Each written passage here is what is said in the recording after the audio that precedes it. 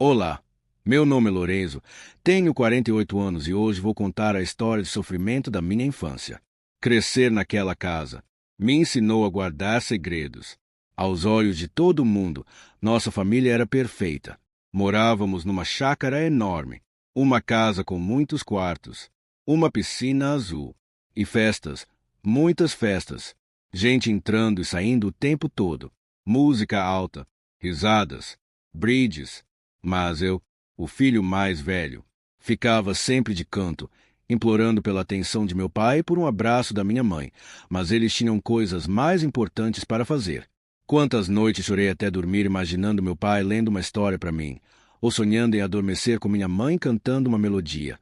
Mas era apenas fantasia de uma criança solitária, pois meus pais estavam se divertindo em suas festas. Sabia que, quando as luzes apagavam, a verdadeira história começava. Meu pai, um homem de presença forte, bem-sucedido, sempre rodeado de amigos e mulheres. Minha mãe, linda, charmosa, dona da casa, mas com os próprios segredos. Enquanto as pessoas brindavam na área da piscina, enquanto os convidados dançavam na sala, eu via meu pai sumindo por alguns minutos com outras mulheres. Eu via minha mãe saindo de carro com amigos em plena madrugada. Eu ouvia as conversas baixas, os cochichos, as risadas abafadas atrás das portas. Eu era só uma criança, mas sabia exatamente o que estava acontecendo. E o pior é que, enquanto eu via tudo, meus irmãos continuavam crianças felizes e distraídas. Meu irmão do meio, ainda pequeno, meu pai levava para passeios. Minha mãe fazia o prato preferido dele. Minha irmã mais nova, a princesa da casa, ganhava roupas de marca, sapatos novos, brinquedos caros. E eu aprendi a ficar calado, a guardar tudo para mim. Tinha noites que eu me escondia na escada, só para ouvir o que meus pais estavam sussurrando. Outras vezes, eu via minha mãe chorando sozinha na cozinha, e minutos depois, sorrindo, como se nada tivesse acontecido. Eu comecei a entender cedo que naquela casa a aparência era mais importante que a verdade. E a verdade é que cada canto, cada parede, carregava segredos que só eu tinha visto. Quando entrei na adolescência, eu já sabia como esconder as lágrimas, já sabia como sorrir, quando por dentro eu estava desabando.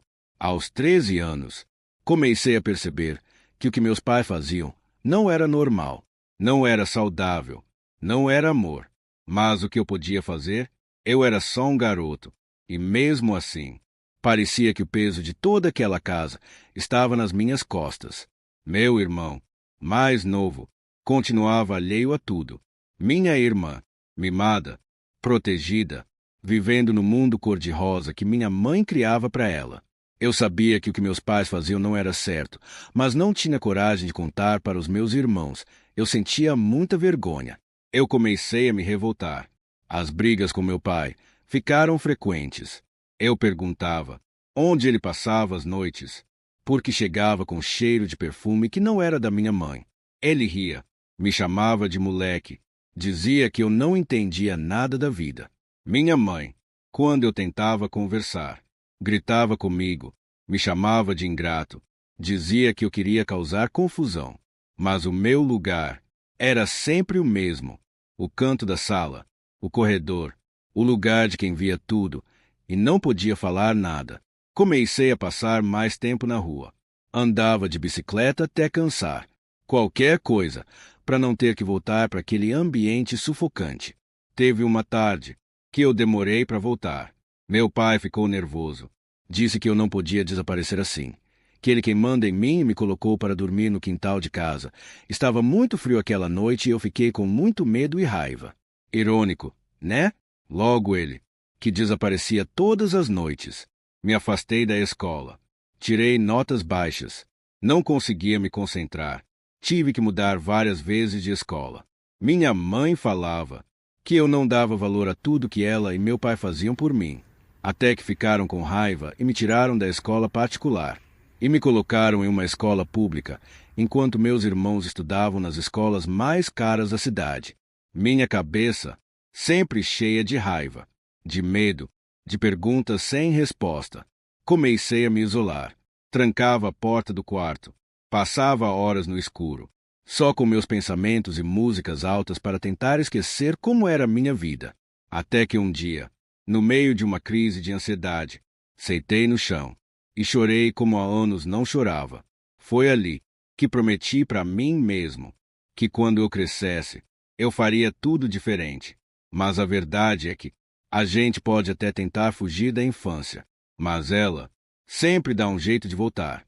Aos 17 anos, tomei a decisão que achava que ia mudar minha vida. Saí de casa, fui para outra cidade fazer faculdade de direito. Queria ter poder, controle, algo que nunca tive dentro daquela casa. Morar sozinho. No começo foi difícil, mas era um alívio. Na faculdade, conheci a Elisa, uma menina boa, carinhosa, que me deu o que eu nunca tive: atenção, cuidado, amor. A gente se casou. Tivemos uma filha, Sofia. Hoje, ela tem 15 anos. Mas a verdade, eu me tornei o que mais temia: um pai ausente, um marido frio. Passei anos trancado no escritório de advocacia, trabalhando, construindo patrimônio, juntando dinheiro, comprando carros. Tive 3 Porsches, viajei o mundo, comprei uma mansão, mas o vazio continuava lá. E as traições? Repeti tudo que vi na infância. Secretárias, estagiárias. Eu machuquei a Elisa, machuquei minha filha e me machuquei. Até que, aos 45 anos, conheci ela, uma menina de 19 anos. Linda, inocente, ou pelo menos parecia. Me apaixonei, como um adolescente. Dei a ela tudo o que quis: uma BMW, um apartamento num bairro nobre de São Paulo, cirurgias plásticas, joias da Tiffany, roupas da Gucci, Prada, Louis Vuitton. Enquanto ela sorria para mim, eu achava que estava vivendo um grande amor, mas era tudo uma grande ilusão. Ela nunca me amou. Ela queria o que eu podia dar, e eu dei. Dei até não ter mais. Me endividei, perdi amigos, me afastei da minha filha. Quando o dinheiro acabou, ela simplesmente sumiu. Me bloqueou em tudo. Eu fiquei sozinho, com dívidas. Minha mulher continuou comigo, mas me humilha todos os dias. Minha filha mal fala comigo. E uma depressão que me consome todos os dias. Passei a beber uma garrafa de uísque por madrugada, e as lembranças voltaram, como um filme de terror. As festas da infância, as traições, os gritos, as lágrimas escondidas, tudo, de novo, na minha cabeça. Hoje, aos 48 anos, sento na sala da minha mansão, que agora ecoa de tão vazia, e me pergunto: em que momento eu perdi o controle da minha vida? A resposta eu já sei. Perdi quando ainda era só um menino, quando fui obrigado a carregar dores que não eram minhas, quando vi coisas que nenhuma criança deveria ver. Hoje, eu só sei de uma coisa: não sei se dá tempo de mudar. Não sei se consigo consertar tudo o que estraguei. Mas, se tem uma promessa que eu faço para mim mesmo, é que o ciclo vai terminar em mim.